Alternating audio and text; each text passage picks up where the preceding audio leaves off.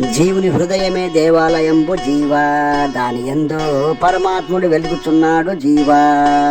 మలినాలను తొలగించుకో జీవా, పవిత్ర హృదయంతో పరమాత్మను దర్శించుకో జీవా.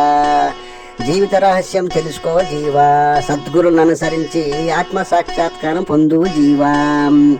మన దేహమే తల్లిదండ్రులిచ్చిన రక్తమాంస ముద్ద, అది శాశ్వతం కాదని తెలుసుకో జీవా. చనిపోయిన తరువాత పశుపక్షాదుల వశం అవుతుందని తెలుసుకో జీవా.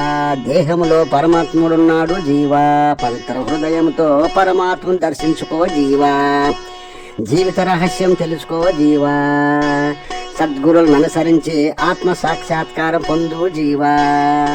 అనంత శక్తి మనలో కలదు, ఆ శక్తితో మలినాలను తొలగించుకో జీవా. పవిత్ర హృదయముతో పరమాత్మను దర్శించుకో జీవా.